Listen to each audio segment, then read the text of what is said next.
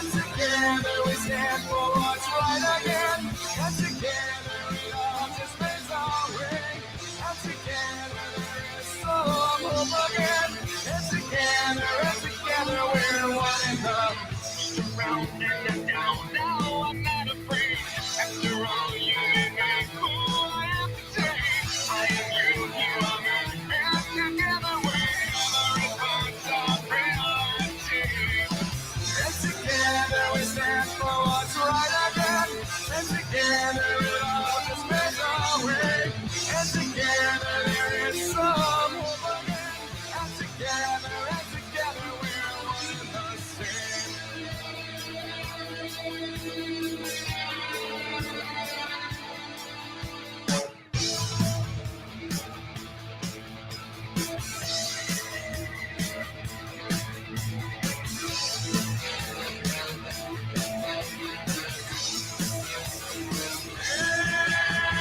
together we stand for what's right again. And together it all just makes our way. And together there is some hope again. And together we're one in the. And together we stand for what's right again. And together it all just makes our way. And together there is some hope again. And together we're one in the same.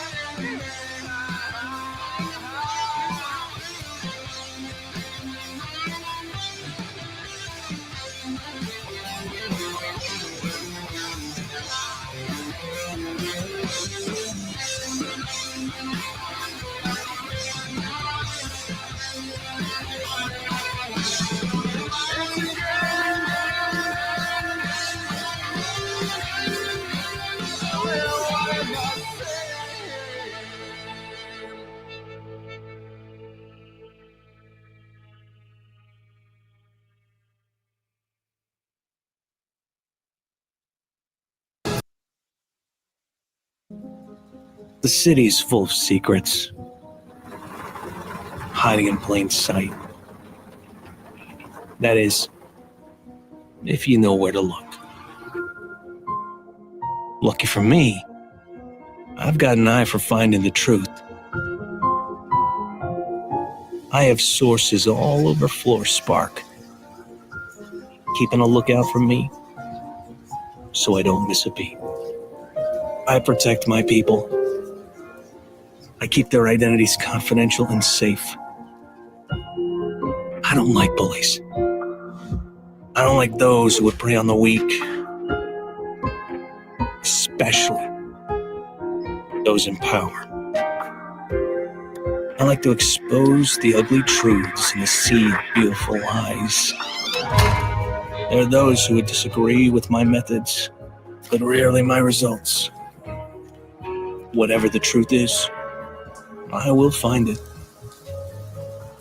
All it takes is one glance and it's already too late. I've seen it all. My name's Winslow Valiant. And I'll make you front page news. No matter the cost. Okay, how you guys doing? It is Friday I think I saw John Longbox in the chat. Let's see. Well, yeah, I did see John like pop in for like a nanosecond, and then he popped off. But if he has the link, I sent it to him. If he wants to come back in, he's welcome to, of course. But we're going to be talking about Rippazine number 4. This is the big news that was announced over the week. Of course, you guys just watched the trailer for Rippazine number 4. This is a 50-page magazine. This is introducing the character of Winslow Valiant. And we got John on the stage. How you doing, John? Hey, how are you? How's everything? Yeah. So I think I've been on your channel before, so it's really nice to have you on. Of course, last week, or I think almost 2 weeks ago at this point, I actually came over to your place. You showed me your collection. Thank you for doing. Yeah, that was a fantastic thing. It was a lot of fun. So yeah, we're going to be this is Braxcast Live. I talk about the Rippaverse all the time. Of course, Garfield's in the chat. So it's cool to see you. Cool to see Mike has bad knees.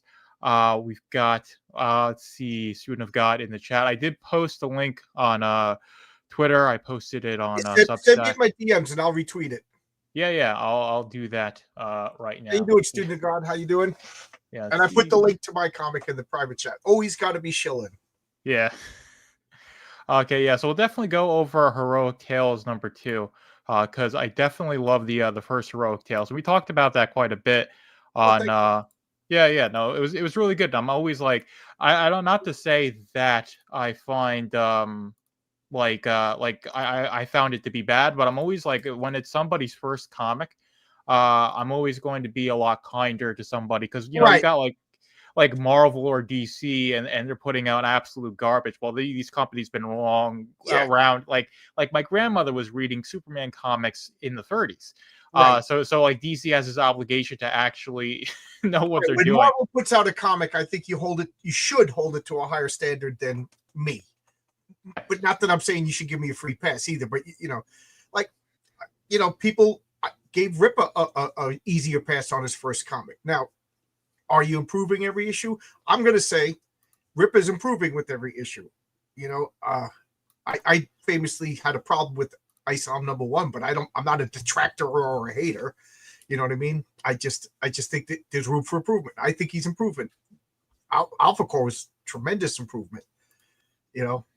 I think my second issue, Mike Barron read both of my comics, and it's funny. Mike Barron, he writes Goodyeing. Mm-hmm. He says to me, "Oh, your first issue." He goes, "It was good." He goes, he goes, "You're breaking no new ground, but I don't think you're trying to break any new ground." He goes, "And it's better than anything that DC is putting out right now." And I go, "You mean like the Harley Quinn Fartacular?" And he goes, "Yes, John, your comic is better than the Harley Quinn Fartacular." So I'll take that. But the second issue, he said, is compelling. He goes, "John, this is a vast improvement." So that's all I want. I want to improve. I have no illusions that I'm Alan Moore or anything like that. I'm just a guy who likes comics. I made a comic. People seem to like my first issue. Now, I'm competing against myself. Is my second issue better than my first issue? I'm biased, of course, and I believe yes, but I purposely scaled back issue #1 because I didn't want to overwhelm people with world building. Yeah. So there you go. Well, I love and we can open this in a new tab. I love the flip book. You have you flip it over. I have one from Andy Smith. It's like I forget exactly what it's called. It's like Ultramind. It's like I wouldn't say X-rated, but it definitely is mature, because you've got the one where you've got this couple that ends up in like the jungle, and he has two versions. One, they're wearing loincloths, one where they're not wearing anything at all. And I got that one because my mind's eternally in the gutter. And Lord willing, I'll get it out of there one day. But at the time, it was. So I totally bought that. But I love this main story. So we've got Mary Sue, which is a character you've talked about quite a bit. Yes. And of course, more of the patriarch. So I love the idea of Mary Sue, of course, her being like a play on this like very typical character trope, but also her being an Asian character. So you've got that pun. Right. I came up with the idea after watching Star Wars. Everybody was like, what's her name? Rey is a Mary Sue. Rey is a Mary Sue. And then I started to notice, for good or for bad, every female character is a Mary Sue. So I was like, you know what? I'm going to just bite the bullet and make a character called Mary Sue. So I just looked up, and the name Sue just happened to be Chinese. So she didn't need to be Chinese when I created the character, but the name was Chinese. But then that opened the door to so much other stuff, because I'm like, okay, so now her grandparents fled China. Why did they flee China? Because of Mao Zedong. So I could talk about that. I could talk about being an immigrant. So to me, this is like the kind of character that the left pretends to care about. She's a woman. She's an immigrant. She's Chinese. You know what I mean? She's her parents were poor. And now she grows up in wealth because of the success. The parents opened up through hard work. Maybe this isn't the kind of character the left likes. I just realized, because they're self-sufficient. They came in with nothing. And I based the story on a coworker, although my friend came from Vietnam, but he has similar stories. They literally came with nothing in their pocket, but got a job being exploited, didn't realize they were being exploited, and then opened up their own business. And now my partner Twan is actually pretty wealthy. You know, he owns buildings in Brooklyn, but his parents fled communist Vietnam. So I took from that, made this character. So the thing is, she's perfect. Mary Sue is perfect, but she's perfect in the eyes of her grandmother. You see the little gray-haired woman down there in the bottom left? That's her grandmother. She's perfect in her eyes. So Mary Sue is a doctor. She's 22 years old. She has 3 PhDs. She's beautiful. She's wealthy. She's a good girl, if you know what I'm talking about. Like, she's never had a boyfriend, never been kissed. She doesn't drink. She idolizes her brother Daniel. She's the perfect girl. And then what happens? She gets powers that are, she can alter probabilities. She can't make the impossible happen, but she could rewrite time so that probabilities change. And what happens is, I can't spoil it, because this is like, I want to see, like, this will be the test if I succeed. I want you guys to read this and see what exactly did Mary Sue do. It's not 100% clear, and I didn't want it to be 100% clear, but it's kind of obvious. If I was to tell you what she did, everybody's gonna be like, oh, okay, I got it. But she rewrote possibility, and she doesn't know she has powers yet. And issue number 3 is her second appearance. She has to deal with the ramifications of what she did. Now, what she did is a good thing, but it had bad ramifications, and you'll see. But she didn't know. So she's perfect, and I'm playing with the idea of even perfection has problems. And this poor girl's the plans I have for this poor girl. And don't worry, next issue, King Fu will show up. She's smart enough to realize that she can't fight. So King Fu is going to teach her how to do martial arts. Everybody loves King Fu. Oh, student.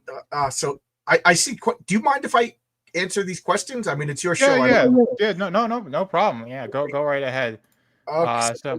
So John, did you read more Rippaverse books? I read ISOM 1, ISOM 2. I read Alpha Core. Mike Barron sent me a copy of Goodying, but I can't find it. Comic books disappear in my house. Velvet's been here. He sees the problems that I have with comics. So I got to find Goodying. I'm ordering The Horseman because my buddy Mike loved The Horseman. So I gotta get The Horseman. And of course I'm getting Zaylan because I'm Chuck Dixon's buddy. You know, yeah, I gotta get Chuck Dixon. I really like Horseman. Welcome to Forest Park. It's a really good book, and I like the character. I think you'd like Blood Roof as well, because I mean, if you like horror comics, but her story, I think, and her character is one that I'd say makes a bit more I sense from your perspective, because your biggest problem with Isom and Yaira is that the names of the characters don't really tell you much. And I think with Dave Frank, they tell me nothing. They don't. Yeah. You know, superheroes are supposed to be their code name's supposed to be a focus. And again, I don't want you guys to think Eric July's been on my channel. We get along. He's a good guy. You know, and I want him to succeed. I just think the name ISIP for me, and I'm the crazy person here because everybody else seems to love it. I accept that I'm the outlier. The name to me just wasn't a draw. It's like the same reason why I don't like Cable. The name Cable doesn't focus the character. Yeah, I can understand that, but I think and I'm you know, I don't know Eric, but to me, I think what he's doing with the Rippaverse is something that's different than other superhero comics, because I think what he did is making his own stuff, and that's commendable. Yeah, and I think and he's delivering, and his customers are happy, and you know, and he's evolving. He's hiring people. What else do you want? What else? Yeah, do you want? You know, I mean, I totally agree, and of course, like, you know, I've gotten all these books. I haven't gotten my ISOM free notification yet that it shipped out to me. I just got a notification that it was shipping. You know, I'm on the newsletter. Student of God says John's Evil Jacket story is all I'm interested. Thank you. I'm real proud of that story. Some people didn't get exactly what happened in that. So, but yes, that character is a running character in my comics. He's the mayor of Science City, Lucius Kane. So you see him in issue number 2. You actually see him in the preview art on the. So I'm not going to tell any more stories about him as a 20-year-old guy getting in. Next time you see him, he is the mayor of Science City. He is the Lex Luthor to the Patriarch, and Philip Manning is the Lex Luthor to Mary Sue. You know, I got an evil businessman character, the evil politician character. I'm gonna have an evil preacher character. You know, all the comic book tropes. There's gonna be an evil congressman. You know, all that stuff, and of course, supervillains. So I'm glad you like Lucius Kane, the suit. I'm real proud of that story. It reads like a Twilight Zone. Yeah, I found it interesting. It was just like I think the concept that you were going for, it was a bit short for the page count that it was. Yeah, But I was like, oh, this is an interesting idea, and the fact that you have this cohesive world that you're building and this character links into it, that's a really interesting thing. So for what you're going for, thank you. yeah, to me, it's like, well, I'm going to need to have like a short box full of comics that you've made in order to make sense of everything. And I think that's your intention as well. Um, I'm honestly really into that. So Student of God is here saying the problem with your take is that if you take a look at anime, you've got Goku, you've got Simba, Krillin. Yeah, so I think the idea is that it's like a cheesy superhero name. That's your bread and butter. That's what you grew up on. Well, first off, Student of God, anime is American style comics. Yeah. So different tropes for different, whatever works for anime works for anime. But I'm talking, if you want to do American style superheroes, the tradition is that the name is a focus, an emblem or whatever for the hero. When I say Batman, even if you never heard of Batman, you could almost describe Batman within 75% correct, darkness, mysterious, you know what I mean? Things like that. Maybe you'd think he flew or whatever, but you'd get okay, that makes sense. But anime is anime, like sci-fi. If you have sci-fi characters, those are all different tropes. And I'm the crazy person. You know what I mean? I'm not the authority over here. You know what I mean? So people disagree with me, and that's fine. I'm not one of these drama farmers that need to argue with you and prove that I'm right. If it works for you, it works for you, and great. I'm glad you like it. I want you to like it. Why do I want there to be bad comics? Yes, it's a new age. It doesn't connect. Yes, I'm probably the fossil here. I'm probably double the age of the next person in the chat. So yes, I again, get off my lawn. I embrace it. Yeah, I honestly, I mean, I don't mind the way you we go. don't need to argue. Yes, I'm not arguing. I'm not arguing. Yeah, no, so yeah, no, definitely not. So you're not like this argumentative. You're not aggressive, and you're keeping it about comics. So you're just talking about the comics from your perspective, and it's like, well, they don't resonate with me as much. They don't resonate with you as much as they do with me, and that's a matter of taste, and that's perfectly okay. We're not going to be trying to rip each other's heads off or doing all this. That's counterproductive, and that takes people away. Yeah, exactly. And I honestly hate all this stuff. And this is one of the reasons why, I love doing the Braxcast and I do all the comic reviews is because I just want to talk about the comics and I want to, keep it positive because so much of the comic industry is just negativity. And I think this is a lot of the entertainment industry as well. It's all about like this drama farming. It's all this nonsense. It's gossiping behind people's backs. It's trying to one up people to get higher on the rung. It's crabs in the bucket mentality. And I think I firmly believe that a rising tide floats all boats. And when Eric was on my channel, I'm taking credit for this. So Eric was on my channel and I said, hey, you're the guy with some money behind you. Why don't you be the guy that distributes and publishes other indie stuff? I said, not be their boss, but like Image. Like I take my book to you and then, I got a fully produced comic. I bring it to you and then you do all the hard work. You know what I mean? You print it, ship it, fulfill it and everything like that. And Eric goes, yeah, that's a good idea. So guys, I just like, I invented the Ripper send. Okay. Yeah. Well, yeah. Speaking of Rippazine, we've got Death Shroud here. So this is going to be a 172-page graphic novel. It's a little, look at that. a little violent there, but yeah, apparently you've got some. I don't know exactly who, but I think it's Chad Larson who's the writer for this, and he's working with some mainstream guys who have done mainstream work. And there's going to be, I think, like 70 or so new pages along with the original book that released on Kickstarter, making about $31,000. So this is the next Rippazine project. I think in the long term, for Rippazine. It's going to be, well, hopefully it'll be like a storefront where you can just apply, they'll get your book on, and they'll do the distribution. So it'll be like Fund My Comic, but it'll be a bit more like there will be more services associated with it. It'll be a storefront where various creators can go and sell their book on that storefront, and the people buying from Rippazine, will be able to get. Look at Diamond falling apart. You know what I mean? Yeah. This can only help. Can I address Mike has bad knees, which I love your name, by the way, because John has bad knees. Arguing is a huge part of nerd culture as long as it's about the actual content. Yes. And at 8:30 tonight, I have It's Clobbering Time, where we just fight over comic book characters. It's all good, silly fun. Tonight, we're going to argue who would win in a fight, the Silver Surfer or Captain Atom. You know, we actually had who would win in a fight, Cyberfrog or Isom. And it was really respectful, and it was a lot of fun, you know. Yeah, well, that was I went on that. Oh, that's right. That's where you came on. Duh, Yeah. That's how I met you. That's right. Duh. I've been in a car accident, guys. Forgive my brain.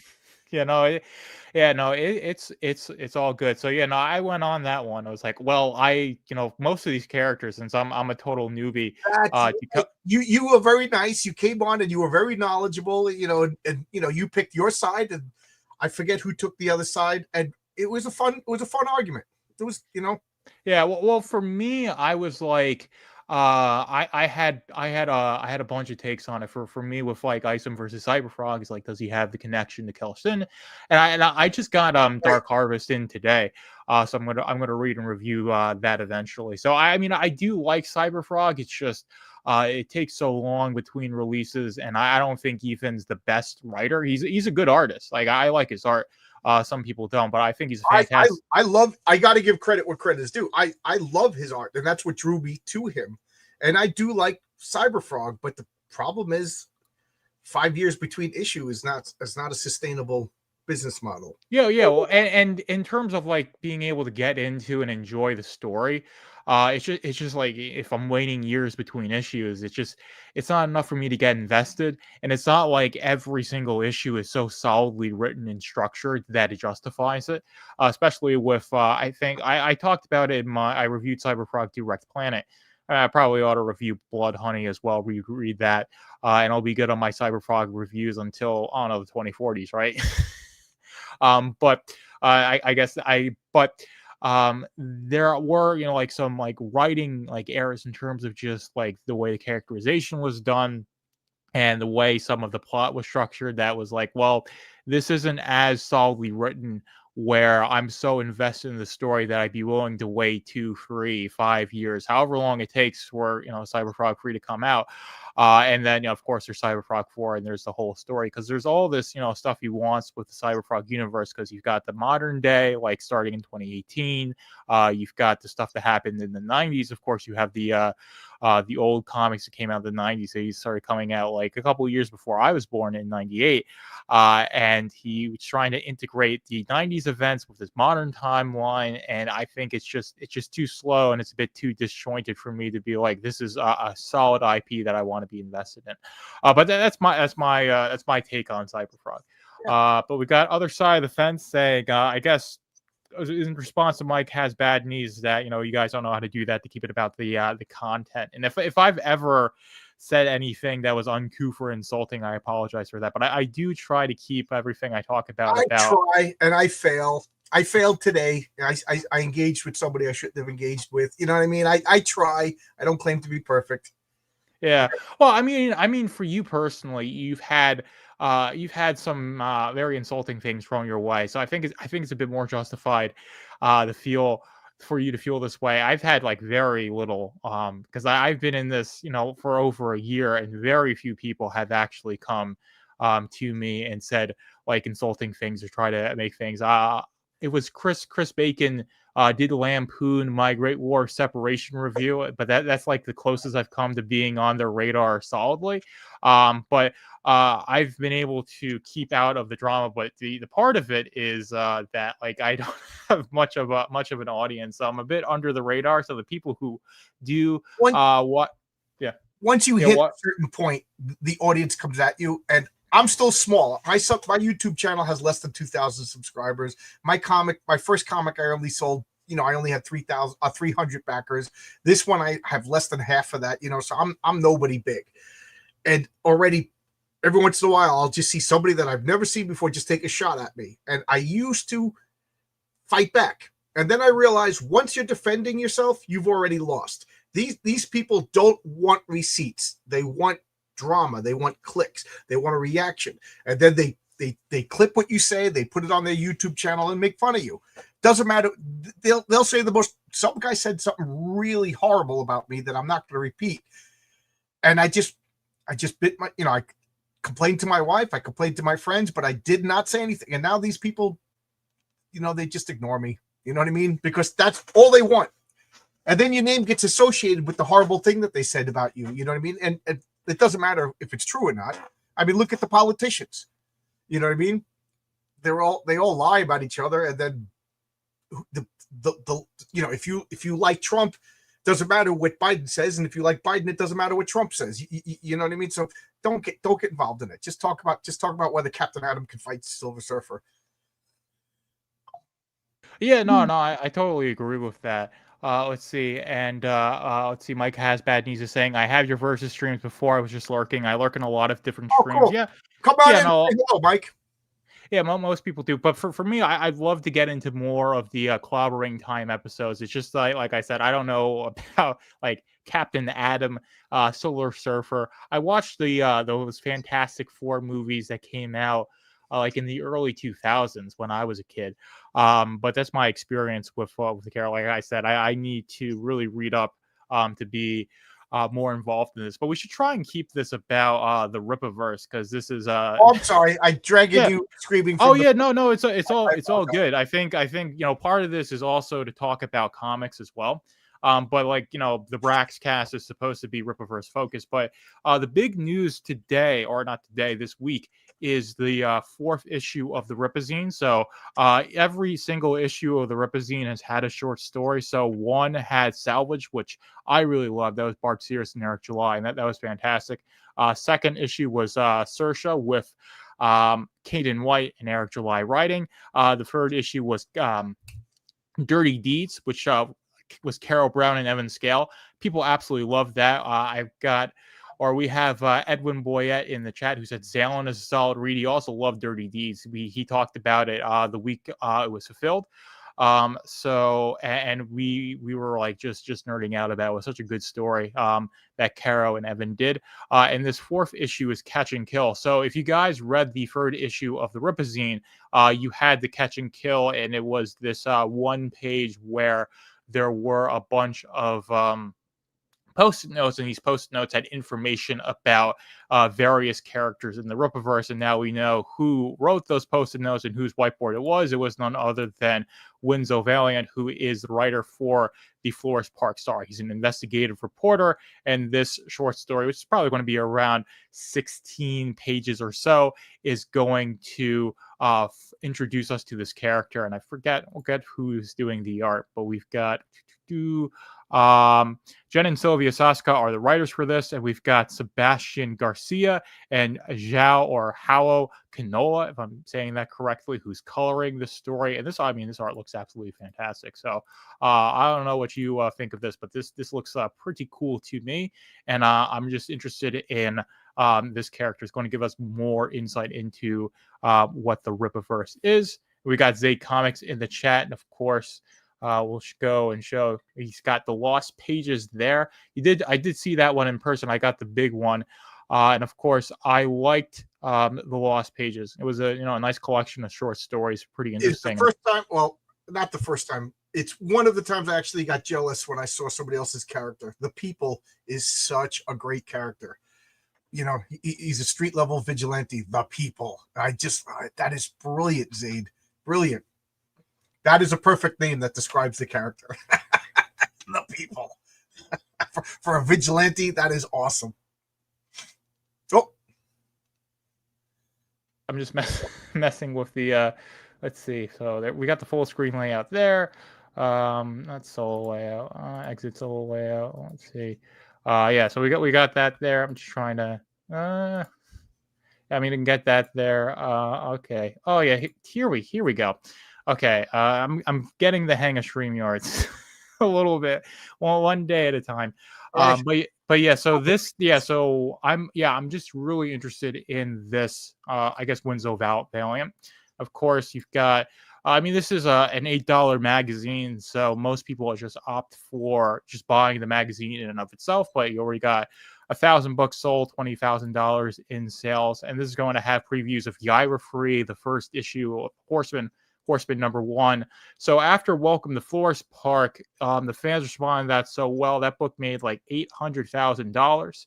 The graphic novel. So now it has its ongoing series. So #1 is picking up where Welcome to Florist Park ends, and Chuck Lee wrote a really complete story in that 96 pages for Horseman Welcome to Florist Park, and he puts Horseman in a position where he can keep on going, and clearly he's going to. He's going to have his ongoing series. Chuck is going to tell a million vigilante stories. Yeah, exactly. That's his bread and butter. That's going to be awesome. I got to pick up Horseman 1 and 1. Yeah. So Welcome to Florist Park is it's the graphic novel, really establishes the character of Horseman. And one of the things that Chuck Dixon said, I'm not sure exactly where he said it, but I mentioned in my Zalen review is that he never likes to start stories at like the true beginning of a character. And you really get that feeling with Zalen. I'm sure, Edwin will really attest to this, is that Zalen has these very mystical origins that is talked about. It's alluded to in his book, and that's part of the mystery of Zalen's character. I'm really intrigued with Zalen. I got to pick it up because Chuck Dixon is such a street level character. Like if I started reading his comics with Airboy, and there's a mysticism in Airboy, but with the exception of Airboy, Chuck Dixon is just like a normal meat and potatoes comic book writer. Robin, Batman, Nightwing, Birds of Prey. You know what I mean? So I really want to see what he does with the cosmic level character. And he said he always wanted to write the Fantastic Four, but he just never got into the Fantastic Four office at Marvel. So I am really, really intrigued by this. What is he going to do with the cosmic level character? It's so different for him. And I love when writers like do something different. So I'm excited. Yeah, no, I definitely really liked Zalen's character. And Welcome to Florist Park, like Garfield said, Welcome to Florist Park is the best book in the Rippaverse so far. I'm not sure if it tops Yaira for me, because I love the character of Yaira. Just her ethos and her origin, and where the Saskas are taking her, especially at the end of Yaira #2. So I'm really excited for Yaira #3. But Horseman Welcome to Florist Park is just such a well-structured book. Alpha Core is as well, and that's because Chuck Dixon knows how to write. And of course, Joe Bennett's art is just fantastic. Like that man is like some... you a question about Zalen? Yeah. I'm probably wrong. But did Chuck Dixon loves the character of Namor, the Submariner, and he says the thing that he loves about Namor is he's basically an asshole, but that's his charm. And did he make Zalen like kind of arrogant and like Namor? I mean, I don't know about Namor, but I'd say what describes Zalen is he's a very stoic character. And he's also very competent. So he's got this very but he's not arrogant. Yeah, well, I'd say there might be a bit of arrogance about him, but it's not overwhelming. It's more like he's got this extreme confidence about him. But he's not like this character that has a complete disregard for his underlings. In fact, he's got more regard for his underlings, because I forget exactly what the green guys are called, but he knows all their names. They're like, so he has commandeered. This is spoilers for Zalen, so click off the stream if you don't want to be any spoilers for Zalen.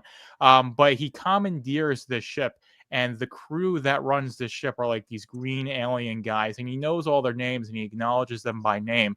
When Bong he can't remember their names. So it just shows that Zalen has this competency, and he has this basic respect for those who are under him, definitely in power level and hierarchy. So he's not this like complete arrogant asshole where he just doesn't care and just does whatever he wants. But it's not like Namor's going to go around murdering people, but like Namor's just like, yeah, go ahead, I'm the toughest guy in town. What are you going to do about it? Yeah. Namor loves his... Oh, John is one of the most knowledgeable people. Well, first off, thank you. Mike has bad knees. So I just wanted to get his opinion on a book being shipped with the mystery. Well, it sucks to have a comic print shipped with the misprint. It's a nightmare. And to give you a personal story, Heroic Tales #1, I got the what do they call it? The proof copy. You got to pay $40. They jump you to the head of the line and they send you a proof copy and you read it. And I'll tell you this, guys, get a proof copy if you don't listen to anything I say, listen to this. Get a proof physical copy of your comic book, because when it's in your hand, it's different than reading the files. Because I got one of the pages, all the word balloons were missing. There was a page without any word balloons, and I was like, oh my God. So I was going to ship a comic with the misprint. My first comic, that would have killed me. People would have made fun of me. You know what I mean? People are rooting for me to fail. So I had to redo the file. I had to pay to get the pre-press redone. I had to. And then I had to reformat everything. And I got it done. And that put me at the end of the line of printing. So I was 3 weeks late. But I would rather be 3 weeks late without a misprint.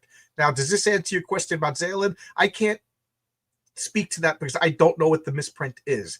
Is it severe? Did it destroy the comic? Is it a minor color correction?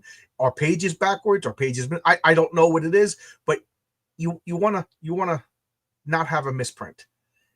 Yeah, well, yeah, I can say what the misprint is. So it's a really minor error where some of the ends of some pages are double printed. So it really shows up in the 2-page spreads where if you 2-page spreads are tough, man. I had one in the suit story, and the pre-press guy struggled with it. Luckily, he was able to figure it out.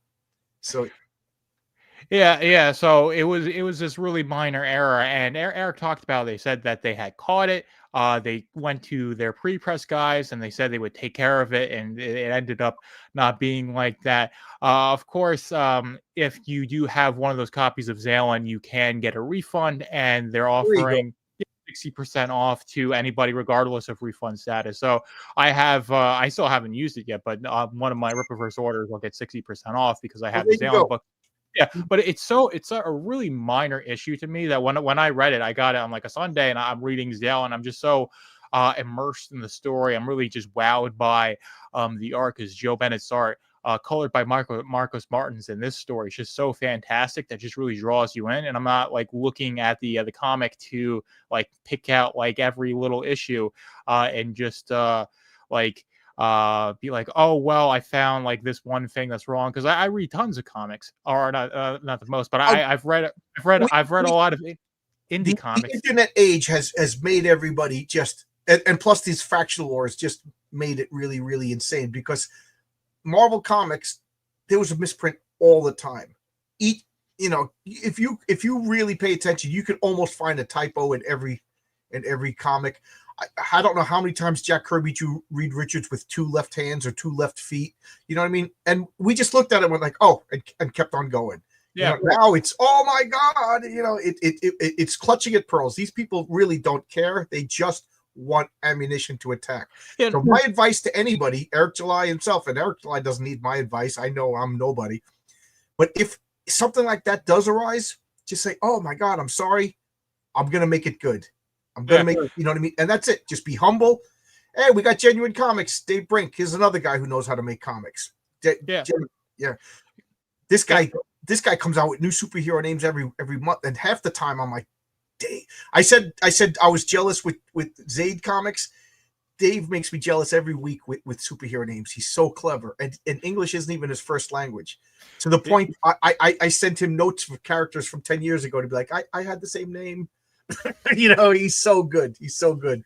Yeah, no, yeah. Dave's another guy in this industry where you can tell that he's got a lot of passion. He genuinely cares about what he does. It's why Genuine Comics is a good name. And I love, poor Pow's art is just fantastic in Perfect 10. Oh, God. So he's got, so part of what makes 10 so good. And Dave, I reached out and asked him questions, and he gave me guidance. He helped me. Everybody helped. I'm still the rookie player. I'm still, the kid standing on the ice with the wobbly knees right now. You know what I mean? And I asked everybody. I'm a firm believer, if you don't get what you don't ask for, I'd rather somebody tell me shut up or no, but at least I asked. And everybody reached out. Everybody was helpful. So that's another thing. If you guys are thinking of making a comic, ask somebody who made a comic. They'll help you. You know, we'll promote you. We'll help you. You know, it's rising tide floats all boats. So, Yeah. there you go. Yeah, I can talk too much. I'll be quiet. I'm sorry. Yeah, no. It's all good. It's all good. This is a nice conversation. So, I guess one of the things I want to ask you is, do you know about the Rippazine? I'm guessing you haven't read any issues of the Rippazine, but No, I don't even know what it is, to be honest. yeah, so it's basically just a fan magazine. That is really what it is. So it's just way of for someone who doesn't know much about the Rippaverse or just getting into the Rippaverse, and also for fans like myself because they've got in-universe articles to add to the lore of the Rippaverse. I would love to be able to do something like that, but I'm a one-man operation. Yeah, exactly. So there's more people, but this is one of the things that I genuinely love about what Eric's doing is that he got all this money from ISOM and he's not sitting on his hand. It's like we're putting out all these books. You've got the Rippazine, you've got this team of people that are just making comics, and the Rippazine is very much indicative of that. So this is the 4th issue, and the Rippaverse isn't even 3 years old, so the Rippazine hasn't even been around. I think the first issue launched in with Yaira #1. That's when the Rippazine launched, and that was in the very end. It was March 11th, 2024. So it's basically the last week of winter. And since then, we've gotten 3 more issues in just over a year. Although, of course, the 4th issue is going to be fulfilled sometime in Q3 2025.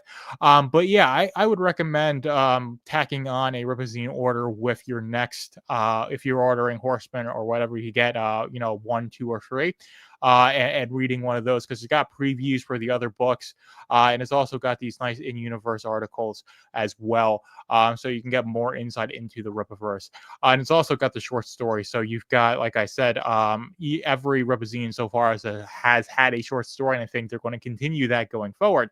Is having a short story, and this is, of course, introducing Winslow Valiant, who is an investigative reporter for the Forest Park Gazette. And we've also got his partner, I believe her name is Betty Book, if I'm saying that correctly. Of course, you've got a curvy blonde woman, so they know what they're doing there. And I love this style. It's got this nice noir style. I mean, this character looks like we've got Zeno here. So Zeno has made an appearance in Great War Separation #1. And people really like the idea of the character Zeno. He has a very short appearance at the end of Great War Separation #1. Of course, Great War of Separation will be a 4 issue series, and #2 should be fulfilling decently soon.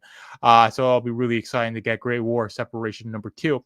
But it does look like Zeno is there, and that's what Winslow is investigating with Betty. But I just want your take on this. Do you think it's just another Daily Planet? Do you think this is like a good idea?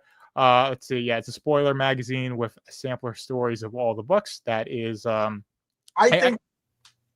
Yeah, go ahead. Again, I only Alpha Core didn't really focus on the world of Ripper, as far as I know. Maybe it did, but I think it's great to have this comic book tropes that are in comic books for a reason. And one of the comic book tropes is the newspaper. I introduced a female reporter character that's basically my version of Lois Lane in issue 1 of Heroic Tales. So I'm not going to begrudge anybody for doing what has been working in comic books. Plus, it's fun to take your own take on it. Like, my character, the Patriarch, is an obvious riff on Superman. It's on purpose. And I think ISOM is a response to a lot of how Marvel's been treating Black characters. And that's probably, I don't know, on purpose. I mean, I can't speak for Eric July, but I would think it's done on purpose because, let's face it, Marvel has been very feminizing with its Black male characters. And I think ISOM comes out as a rough and tumble, kind of a mean guy on purpose as a response. You know what I mean? So other stuff influences what you do, whether you mean to or not. But I think a newspaper character, a detective character, those are comic book tropes, and they're fun. Now, I'm making a Private Eye character called the Public Eye, and it's a response to The Question, Rorschach, Mr. A, all the Steve Ditko characters that I love. So why not Eric July? He loves this Daily Planet concept. Make a female reporter, make her sexy. You're doing the right thing. But what the thing is, it's the details that make it different. I mean, the Shadow's really not that different than Batman, or I should say, Batman's not really that different from the Shadow. But we accept both. Invincible is just Spider-Man with superpowers. You know what I mean? The devil is in the details. You twist it around a bit. It's how you play with it. So yeah, I like it. I want to have I would like to be successful enough that I could have a reporter, full-time newspaper superhero comic characters like Clark Kent or Peter Parker. You know what I mean? Yeah, that I didn't even think of that until I just said it. We have Clark Kent reporter, we have Peter Parker photographer, both working for newspapers. Nobody complains. Yeah. Yeah. Well, I think well, those characters are so well established that people just grant those things because it's iconic. So that iconic, or the fact that they're as iconic as they are, they're as ingrained in the culture as they are, I think gives people a lot of credence to characters like Superman, characters like Spider-Man. And I've read all of Invincible. I really like Invincible. I don't think Invincible is like Spider-Man. They've got some personality traits that are similar, but to me, they've got completely different character arcs. And of course, that's it. Make your detective superhero character, but make it your own. Make your super flying character, but make it your own. Make your badass street level vigilante character. Make it. Is anybody complaining that the Horseman is a Punisher type? No, there's room for both of them. Yeah, no, I agree. I think the only people that are really complaining are the ones who are just looking for stuff to complain about. Right. And most of the people who actually buy the books and read them actually like and enjoy them. That's why Eric has made close to $3 million on the collections this year alone. So there's an audience of people that are engaging with the Rippaverse and like the Rippaverse because they're consistently putting out stuff that the fans want as a comic book company for comic book readers. And now, of course, not everything is going to jive with everybody, and people have made that known. And you've had your criticisms. That's perfectly okay. But and even at my height of collecting Marvel, I didn't buy everything by Marvel. So you pick and choose, and he's giving you a variety. Yeah, no, I think that's fantastic. So we got El Gusto in the chat who says he always misses these. Ahoy, fellas, what he says. So absolutely fantastic that you made it to this one. I think, this is going to be like my second to last one. So like next week is going to be the last Braxcast live I do for a while because I'm going to be moving. So I'm going to have this like transition period. I'm hopefully I can find an apartment and get a job and then get back on a schedule. Oh, that's right. You're moving, yeah. Yeah. So it's good. It's a really weird time in my life. So he realized he lived too close to me and he has to get away. Yeah. Yeah, no, it's there's a lot of reasons, but yeah, no, you don't factor into it. It's just this neck of the woods you can attest to has a lot of issues, especially for someone in my income bracket. But let's see, so good luck is what Augusto said. I appreciate that. Edwin just finished Isom number 3. I'm really excited for Isom. I didn't know it was available to read yet.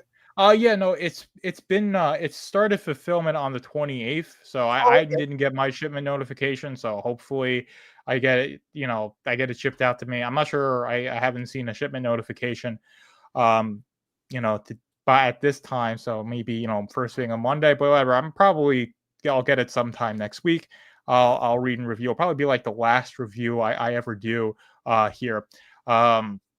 You make it sound so final. You make it sound like you're being shipped off to Siberia. Yeah, no, but it's like it's the start of a new era for me. So that's the thing. I'm at the precipice because I'm 27, and I've been in my childhood home for my entire life. So yeah, it's like oh man, I'm like finally breaking out into the world. Like I'm getting out of my mother's basement.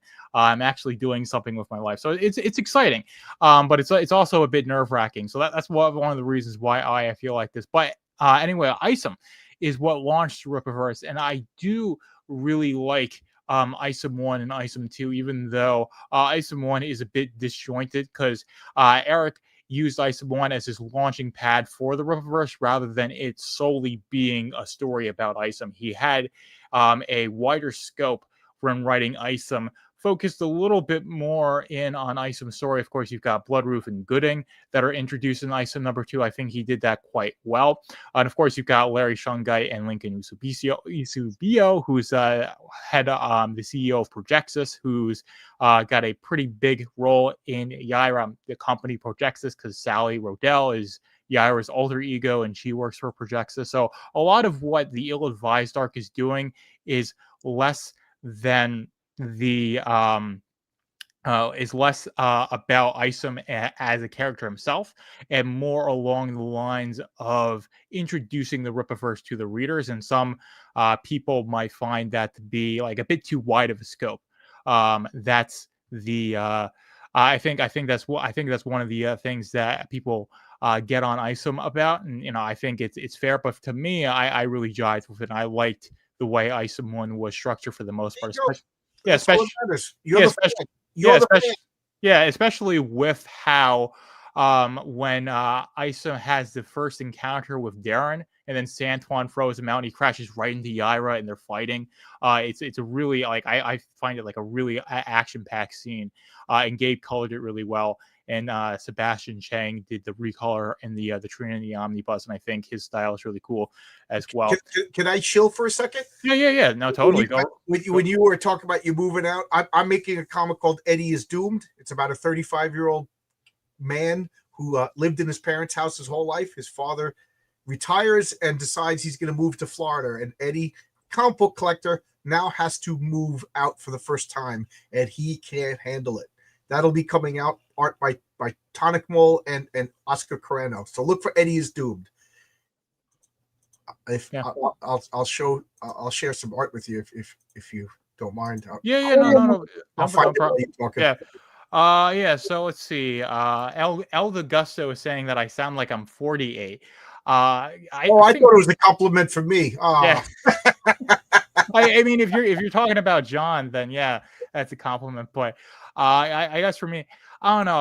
I guess I kind of consider myself to be a bit of an old soul. I mean, if that's even a term. But yeah, I definitely, I don't know. I've never really found myself to be one that jives with my generation. I'm like I'm the very much the elder Gen Z. So my generation's about like 97 to 2012. So I mean, I don't really relate to somebody born in 2012, because someone born in 2012 is 13, and they don't know what Blockbuster is, right? But I remember Blockbuster. I remember getting paper report cards in elementary school and stuff like that. So like the tail end of what the world was like before the internet was like I remember that. That right? is a big watershed. The internet really fundamentally changed the way people grow up. It's funny when I talk to my nieces and nephews, I'm reminded of the differences of a pre-internet life and a post-internet life. Yeah, that's one of the things, is that you could probably put me back in 95, and it probably would take me a couple of weeks, but I'd be able to adjust pretty well. The only thing is navigating without GPS. It's so convenient to have GPS to navigate to places. So having to get out a map and I remember folding that map. I remember my dad beating me because I couldn't fold the map properly. You guys, you're so lucky with the GPS. Yeah, so that's one of the things. I was like, well, I'm glad I existed this time, because you just put the address in on your phone and it just tells you where to go. That's one of the things I'm like, I really appreciate with that. So other side of the fence is saying the problem with Isom is that I'm not sure if Darren is a bad guy or not. And I mean, for me personally, I think you can definitely tell that Darren is the heel in Isom. Of course, the whole story is about Isom going to Darren to find what happened to Jasmine Newman, and the implication is that Jasmine is working as a prostitute at the behest of Darren. So to me, it's pretty obvious that Darren's a seedy character. But I have his Dokubon card, so maybe from the story in itself, you might see him as being just a shady nightclub owner instead of a true villain. But I think it's in Isom #1 where he has that monologue about how empires are always building, and that's when an empire ends or when it stops being built. So to me, I think it's obvious that Darren is meant to be the heel in the story of Isom, but that's just my opinion. So yeah, Edwin is saying there's a season for everything. So yeah, there's a time for war and a time for peace. So there's that. I forget exactly what chapter of Ecclesiastes that is in, but that is definitely that's definitely true. Yeah, that's the bird. Yeah. Anybody get that reference? Let's see. So old cell is definitely a term. The role of shotgun was also map reader on longer trips. Yes.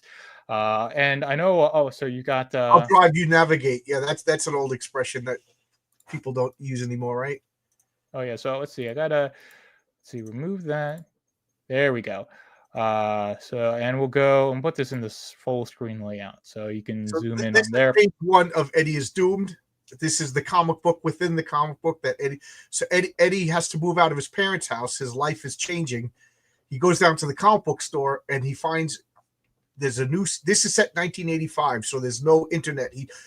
Back then you just get comics and find out Doomed Earth is coming out, and it's changing the continuity. It's ending the Silver Age of top comics. Sound familiar? So the tagline of my comic, Eddie is Doomed, is Love and Rockets meets Crisis on Infinite Earths. And now this is the first page of the comic that Eddie is reading. So Eddie, his real world is ending and his comic book world is ending. And poor Eddie is now doomed. Look at this art. That is great. And it's purposely Silver Age hokiness. I can't wait. I can't wait to show this to you guys. Can't wait. Yeah, no, I love that. Yeah, that's a nice. I didn't mean to turn it off. I'm sorry. Yeah, no, that's all good. It's all good. Let's see. So we've got El Gusto saying it's also the guy who holds the shotgun on the coach. So if you don't know that, a little history lesson back during the the frontier era, when we were settling the Midwest. You'd have people who would go on the wagons. You get your ox, you get your wagon, you get all your supplies, and the person who sat next to you while you had the reins of the horse would have a shotgun to defend from bandits and wolves and all the things that you would see in the wilderness. And that's where the term shotgun. So you'd be the one who is riding with the shotgun, and then you're riding shotgun, and that's one of the things that have maintained into the into our modern lexicon. It's saying same thing with even the word car, because it kind of came from carriage, and you have an idea of a horseless carriage, and that just became a car. So there's a lot of really interesting things with language where we get certain words from, especially like in theater. Like there's certain terms like break a leg. I forget exactly. I think like breaking the fourth wall comes from that. So there's a lot of like terminology in our language that comes from like stuff from like the 19th, even 18th century. So languages are one of the things that really fascinates me. It's that like how language is developed, the fact that language even has meaning. So it's a really, really interesting thing, and it all ties into history because you can trace the development of things in language to things in history. But that's a whole other rabbit hole I'm going to fall down. Let's see. I was not aware of comic book commentary until Wizard Magazine, which I rarely purchased because I was more likely to purchase more comic books. My county didn't and doesn't have a comic book store, so my concept of being a reader was whatever caught my eye on a spinner rack in the grocery store. So yeah, that was back in the day when they still sold comics at drugstores and grocery stores, and the local comic book shop wasn't quite yet the only way to get the comics in person, basically like it is today. I mean, you can go to like Barnes and Nobles and some specialty shops. There's one at the mall, I forget what it's called. I think it's like Newberry's, and they sell like records and manga, and they have like a little section where they sell graphic novels as well. But if you want like regular floppy comics, you have to go to a local comic book shop. But yeah, they used to sell those at like drugstores and grocery stores. I'm sure you remember doing that back in the 80s. Yeah. I think Edward is probably the only one in the chat who's my age. So we probably have similar stories about collecting comics as kids. Yeah, so this is one thing. So we've got I guess this is more like a variety stream because we covered the fourth. Yeah, I'm sorry. I keep no, it's all good. So this is really just meant to like just talk about I do this to talk about comics and random stuff with a Rippaverse focus. So when there's something like really big in the Rippaverse, that's what I'm talking about. But we got Rippazine number 4.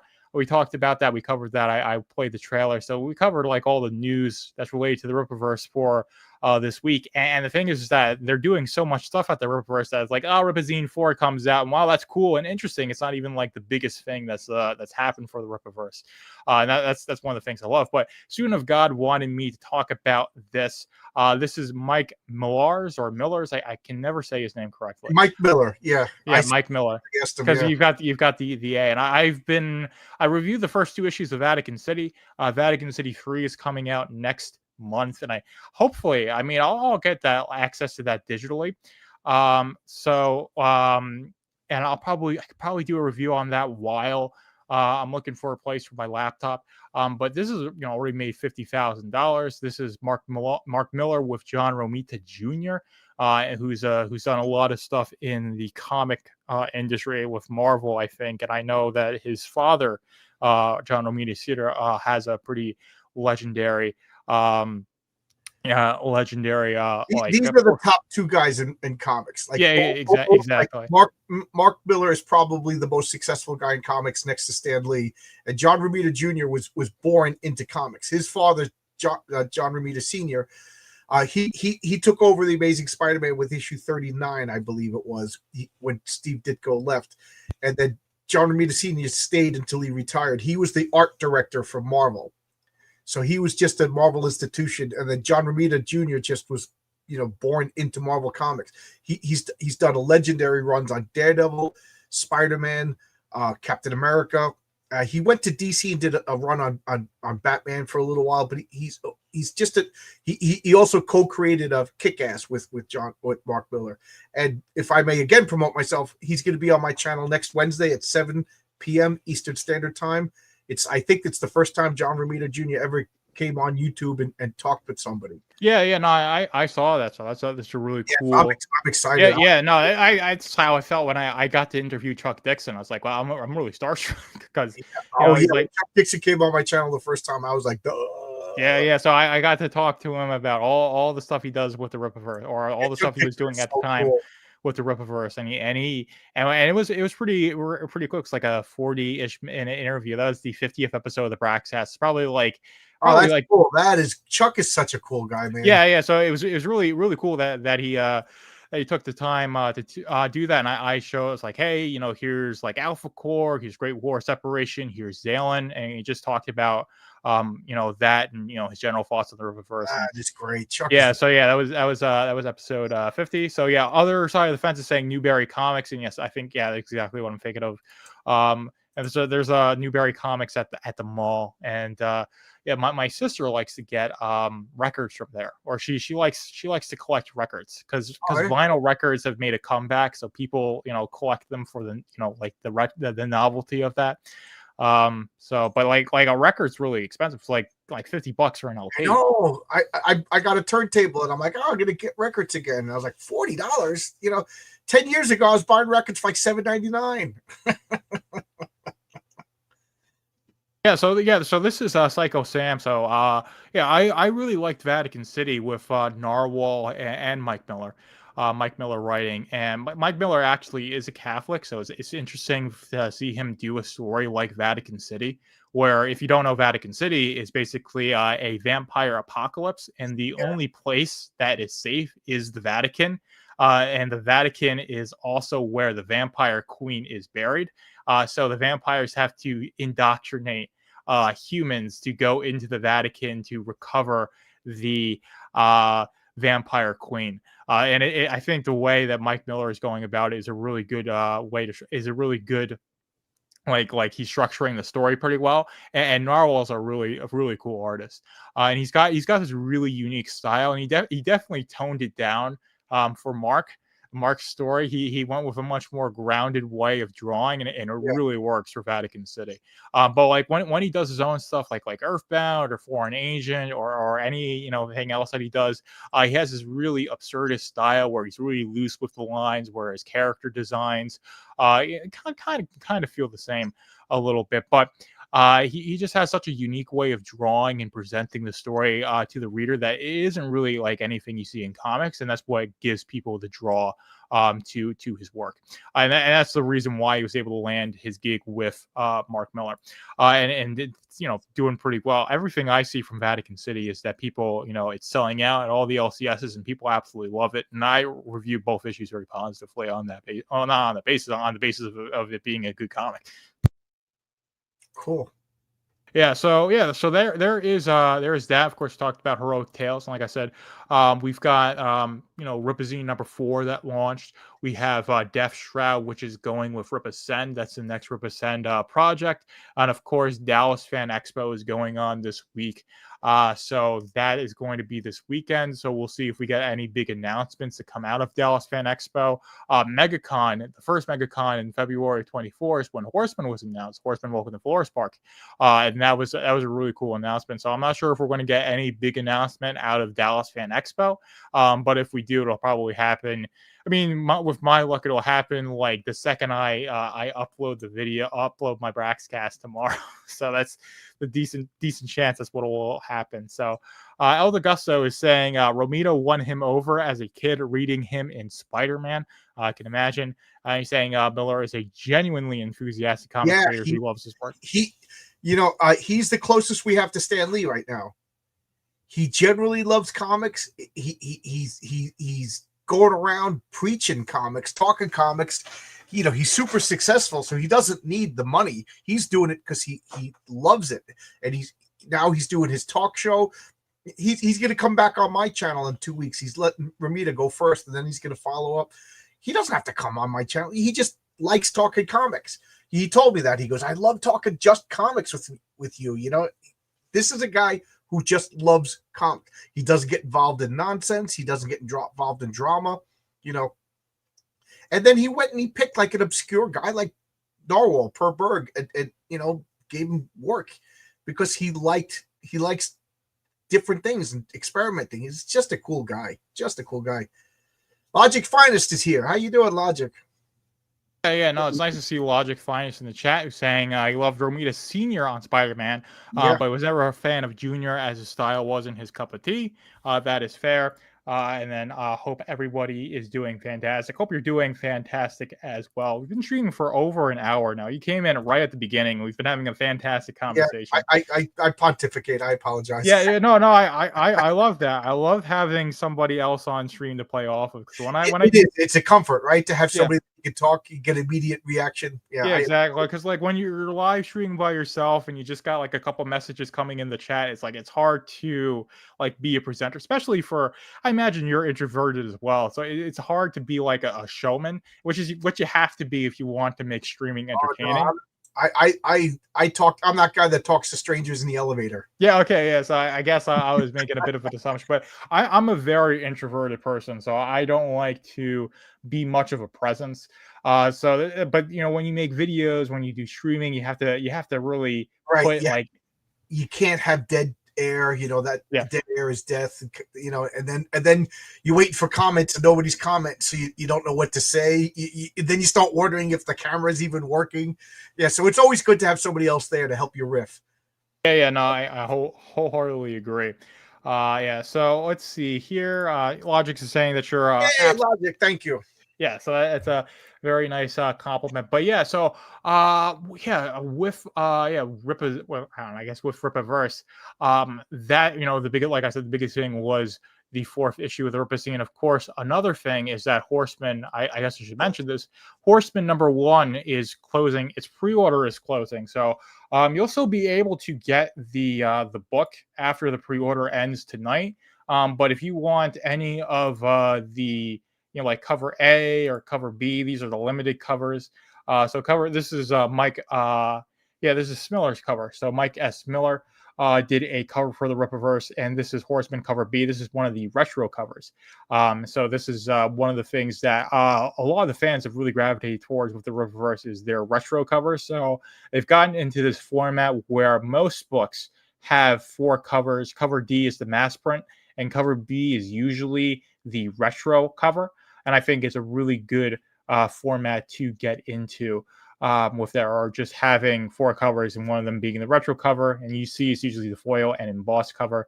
So yeah, this is a pretty cool cover. I always love the text. I always love when we get these previews, because we can get like, you know, we got Daltrey, Fat, Prissy, and Cal Buxton, who are like on that cover. And of course, Cal Buxton is the one who's going to get Horseman back into the game. So he was very much a big part. It was going to be a big part of the Horseman #1, but he's featured very heavily in the trailer and the log line. So that's how you know about him. But it's also like nice to see, always nice to see those character introductions on the retro covers, because it gives us a little bit of a teaser as to what the book is going to be about before we get it. But you'll still be able to get this cover D. So if you're, if you don't want to buy Horseman, get in on Horseman right now, you'll be able to, later for the on the D cover, if you just want to read the book, and that's the $15 cover. So there is that. But yeah, so Horseman #1 is closing out tonight. It's the last day to get on the pre-order collection, and it looks like it's going to make just under $400,000. So definitely pretty good, pretty respectable for the Horseman, and it's over 12,000 books sold. So Horseman is definitely popular with the fans, and it's definitely a character that's going to stay around for quite a while. Chuck and Joe have just so much passion for the Horseman, and a lot of the fans really love Horseman. I know Garfield, if he's still in the chat, is going to sing the praises of Horseman. Probably his favorite character of the Rippaverse, and he said in the stream that Horseman, Welcome to Flores Park, is the Rippaverse's best book. I'm not sure if I would say, I would rank that, but it definitely is a really solid book. And the character's really solid, and there's just a lot that Chuck and Joe can do in the Rippaverse with Horseman, that I think Horseman's a character that's going to have a lot of staying power in the Rippaverse, which is why. Do you know if Mike Barron is going to do more stuff? Yeah. So in the Rippaveal, that was the last week of December last year, and it was confirmed. Mike Barron actually came on, and he's going to write more Gooding, and he's going to write, I believe it's Delta Base, or I think it's either Delta Base or Delta Burke. There's an old joke. Yeah, Delta. I forget exactly. But the thing is that Mike Barron is writing for the Rippaverse, so he's doing more. Mike is another consummate professional. He wrote The Punisher for years. He wrote my favorite run on The Flash. He wrote one of my favorite comics of all time, Nexus, Badger. Mm-hmm. He's just a legend. There's no other way to describe. And he's the nicest guy in the world. Could you believe me? Nobody. Mike Barron calls me up, gets my phone number, calls me up, and gives me writing advice. He doesn't have to do that. He doesn't have to, but he does it. He does it. Chuck Dixon mailed me a stack of comics because he enjoyed talking with me. You know what I mean? These guys are cool, good, regular blue-collar guys. They're awesome. Yeah. With this one, it's about the origin of Isom's name, and I did pull up for a bit, but I don't want to get too much into it, because Isom, I haven't gotten Isom 3 yet. It's still fulfilling, so I think it's a bit too early to really dive into that. We got DC Miller in the chat. Delta Burke, now that's a lot of women. I don't know exactly what that's in reference to, but pretty. I don't know. It's nice to have you in the chat, DC Miller. DC Miller is working on a Bikini Girl comic for me. You did post a logo. Awesome. He's been doing my logos for me. DC Miller is awesome. He's a great guy. He posted some of his old comic work. It is flawless. This is a guy. I'm honored to be. I'm so glad he reached out and wants to work with me. I'm honored. It's awesome. I'm so happy. I owe Isom an apology. I'll apologize to Isom. Ego is death. Just remember that. So apparently in Isom 3, there's an explanation for Isom's name. So it seems like the ill-advised, Isom 3 is the final part of the ill-advised arc, and it's going to wrap up a good amount. So it's going to be like giving us the proper introduction to Isom as a character, which is really exciting. So I definitely, hopefully, get Isom 3 very soon, and I'll be able to, read it and then, give my impressions on if it actually is doing the work. It's 144 pages, so that's a really thick comic book, right? That is an absolute behemoth for a comic, especially an American comic. That's probably like close to, it could be like close to like 8 months worth of a regular of a floppy comic. 22 pages is in a normal floppy. Yeah. Yeah. Let's see. So Delta Burke was a whole lot of woman, but in a good way. A little extra cushion for the pushing. And she was an old plus-sized actress. Yeah. Oh man, Yeah. Cannot speak. Yeah. I mean, I don't know. I don't want to be too crass anymore. But yeah, I think like actually, I know that most people, like I think in Hollywood, the modern era, there's this like really bizarre thing with like most of the famous or the starlets and the actresses, the people who are the celebrities, the ones who are constantly getting blasted on social media, they're basically all anorexic. And then you've also got the plus sized the fat acceptance movement, although that's really toned down in a bit. And one of the reasons why that's happened is because a lot of the biggest advocates for the fat acceptance movement, they're not around anymore, because being that gargantuan is not good for your health. So they really dropped like flies, unfortunately. That's because they didn't take care of themselves. But you also have this issue, especially in Hollywood, where it really is just starving yourself and being skin and bones, and that's what they want, especially like modeling, because like models are not chosen for being attractive to straight men, and straight men, like what was it, Logic's Finest said, you like a little pushing for the cushion, or a little cushion for the pushing. But if you're a model, you're being judged by old women and gay men, and it's really just about being a mannequin for the clothing or whatever you're modeling, rather than being someone that's like attractive or conventionally attractive. But that's my little spiel there. That's completely unrelated to comics. I'm not sure if you don't like to go off on tangents. That's yeah. So Student of God is saying isom is isometric. So Student of God just sent me a message that I just saw. Thanks, Student of God. Yeah.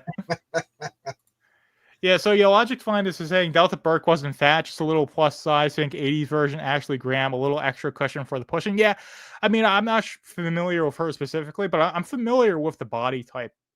And that is definitely what most men prefer. But like I said, the issue when it comes in modeling is that you're not.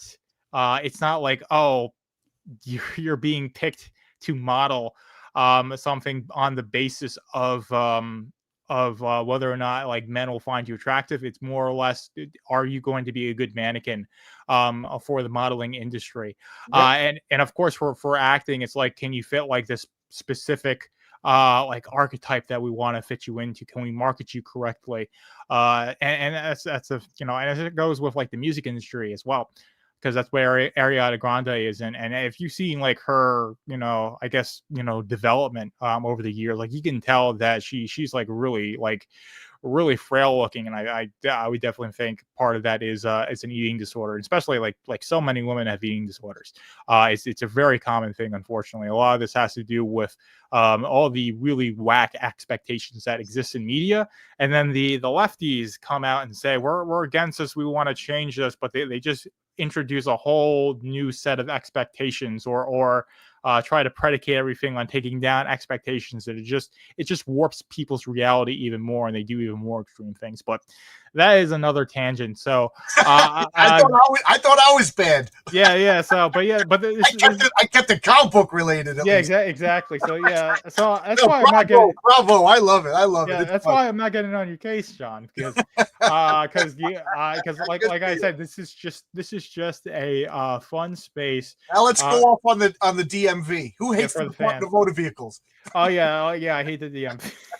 So but man, that is it's definitely something. But yeah, I guess to keep it back to the comics is it's really cool that Horseman is closing out. And so that means we're going to be getting it soon. So it's in just over 4 hours is that Horseman is closing out. Yeah, so Mike has bad knees. Joker's almost like John's child. So yeah, I mean, he's old enough to be my dad, and you're like Call me around. Daddy, Joker. Yeah. You're actually you're around my dad's age, but I don't know. I had like my father's present in my life, so I don't really need to like I don't know. It's a funny joke, but for that, it's like, well, I had that paternal role in my life very thankfully. So it's not like I'm looking Joker for. and I are going to start a weekly show called Daddy Issues. Yes. So, we'll talk about comic books. There you go, Daddy Issues. Yeah. You guys are funny. You're making me laugh. Yeah. And so, so I guess one thing, we can keep it about comics. I know you're philosophically opposed to CGC covers, but does that maintain with signature series? Because I think the signature series are really cool things to get. It's funny that you brought that up, because I actually have 2 stories in upcoming comics about CGCing. One of them being a comedy, like it's like a goof on a daily strip, like a Calvin and Hobbes type comic. And then one of them is DC Miller is doing like an old-fashioned comic. So I was thinking of doing a framing sequence where the Patriarch's kids are going through the attic and they stumble upon these CGC comics. And one of them is Bikini Girl #1. And they break it open and read it. And the Patriarch comes home all beaten up. His clothes are ripped. He's fighting a supervillain. And they look at him and he's just like, is that my Bikini Girl? That was my father's, from the 50s. And they're like, yeah, it's so good. And he was just like, did we ruin it? And he goes, no, this is the value of comics. Like the kids sitting around the fireplace reading the comics, like they enjoyed their evening reading. That's what makes comic books valuable, not stored away in plastic in the attic. That comic wasn't valuable until the kids read it. So that's what I'm thinking. DC, if you hear this is what I'm thinking of doing with your story. But I'm philosophically opposed to it. But let me give clarification, because some people just buy the comics. They're not into comics. They just want to make $1, and they buy comics key issues, even though they don't know anything about the creator, the story, the characters, and then they slab them, and then they just go down to the comic convention and flip them. So there's a comic out of circulation. Nobody's ever going to read that comic book again. And then for people like me, all the other comic books go up. Like it costs more to get a good copy of Fantastic Four #11. You know what I mean? So that's the way I look at it. Like, if you want to make money, buy stocks, buy real estate. You know what I mean? Let the comic book people enjoy their comics. But in this particular case, I understand what you're doing. You like the comic book, and you're buying this as a collectible, but you're still buying the comic. You're reading the comic. You get it autographed. I mean, like, I would like to offer Heroic Tales CGC comics, and I'm probably going to do one for myself because it's my first comic to hang it up and, you know what I mean, and display it and cherish it forever. So I understand both sides of the argument. But my problem is, if you're just a guy who's not into comics, you just buy them, speculate, and flip them and sell them. To me, you're ruining the comic hobby for people like me who love to read comics. If you're doing it because you love this comic and you want to preserve one and keep it pristine to look at and cherish forever, who am I to argue with that? Right? Yeah, I can see that. For me, I like the CGC slabs, and I only own Rippaverse slabs.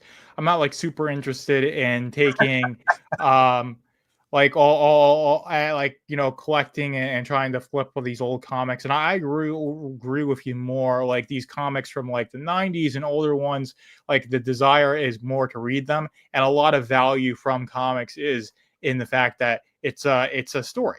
Right. And that's where the value is. And that's part of the reason why I even want to have these slabs of Rippaverse in the first place, is because there's this narrative with the Rippaverse that's forming in its totality.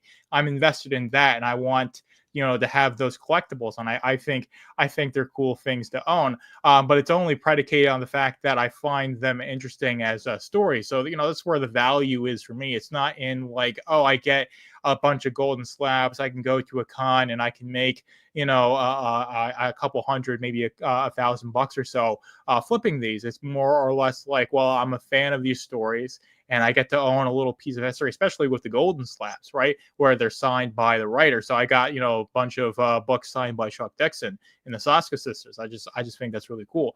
But we've got, let's see, more. Let's see. So Zayd is asking me if I got the cards he threw in with Psycho Slumber. I haven't opened my copy of Psycho Slumber, so you can really be mad at me, Zayd, but I am going to unbox Psycho Slumber as part of my review. So when you watch my review, as long as you put the cards in there, I will see that, and you'll actually see my reactions. That's something that I will get out before in June. I'll get my Psycho Slumber review out, and I'll definitely have the unboxing, and you'll see whatever you threw in there. Because you said that like, oh, I threw in something for you. I was like, well, I better film my unboxing, and I just I don't know. Part of it is like I got a bunch of stuff to do, and then it's like I think of all the stuff I need to do, and then I get overwhelmed, and then I just lie in bed when I have free time, and I don't end up doing anything. So I'm a bit behind on everything I need to do. Are there cards in here, Zayd? Yeah. Are there cards in here, Zayd? I got my Psycho Slumber. I don't see cards. So yeah, so Logic's Finest is saying CGC caters to comic speculators. Speculators were a major driving force that helped ruin comics in the 90s. To each his own, not for me. I read every comic I own. I read my #1 Spider-Man. Yeah, I mean, I can kind of agree. I can kind of agree with that. But there is a market for, people who want to collect the books. But I think the way Eric's going about with this is pretty good, because it's pretty low volume what they do with the CGC. And if you just want to get like a cover A for most of the books, the limited print runs, it's pretty easy to get those. They don't like underprint them to try and like corner the market or anything. So if anything, there's like quote unquote too many of the limited print edition runs. So it does really cater to readers. Or I should say the Riververse does, I think, a really good job of catering to readers and collectors. And this is one of the things, like as someone who you gotta respond to the fan demand. Yeah. I like what Eric Guapo says. I would kick my kid's ass in the face if I had Action Comics #1 and he broke into the case and read it. Yeah. I tell you, man, if I had Action Comics #1, as hypocritical as it sounds, I would probably CGC it and sell it. Why? Because then I could be independent. You know what I mean? All my wealth problems would be solved. Yeah, it'd be like what? That's like a 6-figure sale that you would make right. for like Action Comic 1 or but to take a $60 comic into an $80 comic, you know what I mean? It's I don't know. It's not. No, I agree with you there. So like trying to like buy these to make money and sell them, especially in the short term, and people, it's not just with the Rippaverse that people like, I don't even see people with the Rippaverse really speculating on them that much, but in the indie scene, there are people who will speculate on the limited covers, and that's commentary I've seen is that, if too many get printed, then it doesn't sell too well on the aftermarket, and like it selling for a certain price on the aftermarket is like indicative of like it being good or you being in a good place. You should be thinking about that. You should be thinking, how many people liked your comic? Are people responding well? And yes, did I make a profit? Because you have to make a profit, otherwise you're done. You know what I mean? If you made a profit, people like your comic, you enjoy making it, it's fun, that's a success. Not how much are people buying it on eBay. Yeah, and that's one of the reasons why, and a lot of people gave the Rippaverse and Eric flack for the $5 sale they did last year. I thought that was fantastic, because I got I'll buy everything. If he has a $5 sale, I'll buy everything I can. Yeah, and I think, and for someone, and for someone like me, who I genuinely love the Rippaverse and what they do. The fact that people got in on the $5 sale and got Isom and Alpha Core and all the other books of the Rippaverse for a cheap price. That's what. That's good for me, because it expands the fandom, and that's one of the big reasons why one of the big reasons why anybody's into any hobby is that you have this sense of community.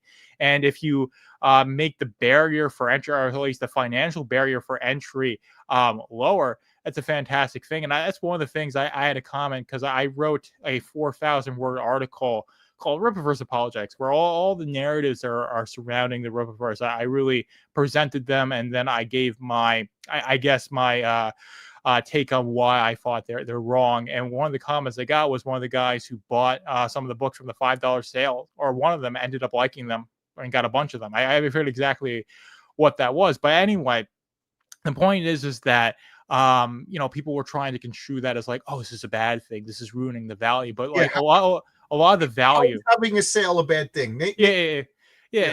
And sorry to cut you off, but a lot of the value that I get from the comics is not in like the financial value, right? Like, it's not being able to take like my ISOM 1 and being able to sell it for $40 when I bought it for 35, right? It's that there are people who also like ISOM. We can get together, we can talk about it, and it's also the fact that like I like the story of ISOM and I want to see what happens next. That's why I read all of Invincible. So yeah, it's like I don't buy comic books to be in a community, and it's not the only reason, but it's part of it. But I think one of the main reasons to buy comics is to enjoy the stories, and that's another reason why I like the Rippaverse as well. And that's where the value is. That's where a lot of the value is that like I genuinely like the stories, and like if I get ISOM or any comic book, I read it and I enjoy it, that value that I get isn't going to be diminished with any sale or with anything that happens. Right. So it's really just like, I don't know, it's this very materialistic mindset where people, it's this very materialistic mindset where people think of everything transactionally. That's a massive problem in our modern society. People view it. Yeah, people view everything transactionally. So there is no way to conceptualize anything unless there's a number assigned to it or some way to profit off of it in percentage points. And it's one of the reasons why our society is in the position that it is in. But yeah, we've been going for about 90 minutes. So Zaid is starting to stream. I know you've got your clobbering time stream that's going to head out. So I think we are going to let's see, end this soon. So, or end this right now. And I agree that sales don't matter, and that if you like what you like. So I agree with you there. But for me, one of the reasons why like any hobby is as enriching as it possibly can be is the fact that you have the sense of community. So it's not for everybody, and not even for me. Like, I'm a loner, but like when I do Braxcast and all you guys come and talk, especially on the live chats, it's a really enriching thing for me to have like this community of people where we generally just get to nerd out about comic books. And of course, talking to you is absolutely fantastic. But yeah, so anything else you want to say? If you want me to show heroic tales again, guys, I need your support. This comic is going to happen because I did pretty well on my first issue. My first issue is paying for my second issue. This issue is paying for my third issue. So, I need to raise a bit more. Like, I had 300 backers. I would like to get 301. Oh, wow. I got one during your cast. Thank you. Somebody bought my comic during this cast. Thank you very much. So, I don't make any money. Not that I'm one of these SJWs who's like, no, I don't make profit, but I do it for fun. Thank you, Mike. Thank you so much. You're gonna love it. It's so good. I have issue number 1 right now, of it right behind me in the spinner rack, boxes of them. So issue number 2 is looking like Renzo is almost done with the Patriarch story. The Mary Sue story is complete. Mike Barrett read it, said it was compelling. He said good use of flashbacks and everything. Mary Sue is dying and life is passing before her eyes, and that's how the comic is told. Forward and back. It's a lot of fun. I'm having a blast. And yeah, I hate to sound like PBS, but I do need your support. I got to pay Renzo. I got to pay Oscar. I got to pay Bill. I don't make any money. I have a job. Don't worry about me. I'm an electrician. I do pretty good, but I would like to make more comics. I got 10 comics already in various stages of production. To DC Miller is actually drawing a comic. I got Stippling Vaughn drawing The Printer's Devil, which is set in post-Revolutionary War America. DC Miller's making a Golden Age Lark comic. I got Luke Stone of Fun My Comic, who's drawing The Sleeper Agent. It's gonna be like more psychedelic part of, and all the comics are intertwined. I got Oscar and Tonic Ball doing Eddie is Doomed, which is also part of the Heroic Tales universe. I'm so anal retentive; everything is connected somehow. And then I got Marcus Kelligrew drawing I Love a Mystery, starring the Public Eye and Poinsettia as a salute to Steve Ditko characters. I got so much stuff, and I love your support, guys. This issue is so good. This isn't charity. You're getting one of the best comics. It's really good. Do you need an apprentice? I'm looking to get out of IT. Where do you live? Do you live in New York? Because my union is taking apprentices right now. Yeah, I'm actually, that's what I'm going to pursue when I move is an electrician's apprenticeship, because the trades are where it's at. Yeah, the trades are where it's at. Yeah. And that's you know, and I'm a young guy, so that's my plan. Yeah, and I hear like the best thing is just to go to like contractors and just say I need an apprenticeship. That's one of the things, instead of like pursuing the schools themselves. But yeah, that's a whole other thing. I probably ought to pick your brain in the DMs about that. Yeah. But anyway, I got Eric Guapo saying that it's fun discussing the story, speculating where the next part of the story is going to go. I love doing that. Every time I read a comic, I play a game called Beat the Writer, and I just try to figure out the story. You know, I love, my wife goes nuts because we'll go to the movies and then we'll sit in the diner afterwards and I'll talk about where I think that she's like, "Can't you just enjoy the movie?" I said, "This is what I enjoy." I like, I like to think of it like from a writer's perspective. Yeah, no, I definitely understand that. So all the gusto is saying you don't like IT, and that Mike has bad knees. And I imagine the thing that I don't want to speak for Mike, but like any like IT job is going to be very corporate, and corporate America is it's just so awful. The company I work for, and it's, I'm going to put my 2 weeks notice in on Monday, and that's going to feel really good. But it's business to business. So like so much of the job is just corporate nonsense. And I work in a warehouse environment, so it's much less of like all the office bureaucracy where you're just staring at a computer. You might do like 2 hours of actual work, if that, and the rest of it is just random nonsense. So it's a little bit less of that, but a lot of it is just waiting for stuff to come in and dealing with like basically all the paperwork that has to happen for us to even like ship stuff out of the warehouse. But I imagine that's the issue with IT. It's not so much so in the work in and of itself. It's just dealing with like I call it the corporate bureaucracy, because it's exactly what it is. It's the best way to describe it, and that really wears down on a lot of people. So I would imagine that's what it was. And Mike is saying I actually do like it. I just saw the AI writing on the wall. That definitely is something.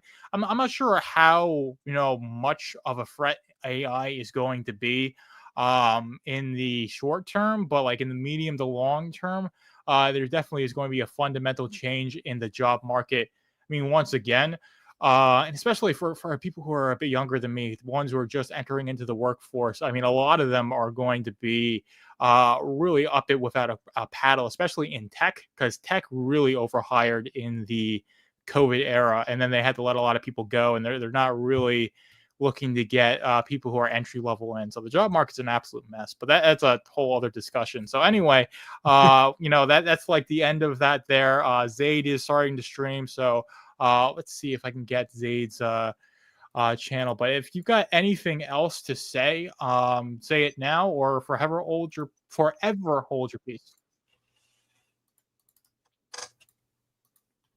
So there's Zaid's so that's so I think that's it. So you have anything else to say? I mean, no, just this was a lot of fun. Thanks for inviting me. Yep. Thanks for coming over. And do you want me to do anything with that video that you made? Like I posted it to my channel. If you want to post it to your channel, okay. So it's I sent it to you as a courtity, so you can do whatever you want. But I didn't want to touch it until after you posted. I posted it on all my platforms. And it's doing well. It's got over 200 views on YouTube, which is a lot for me. So that video is done really well. So I've gotten everything out of that video that I wanted to. So if you want to post it, if you want to, edit it and have your own version of it or whatever, do whatever you want with it. So I sent it to you as a courtesy. Okay. So do whatever you want with it. I'll post it on my channel, but you know what? How about you post your links at the end of it? You know what I mean? Give yourself a little bit of advertising.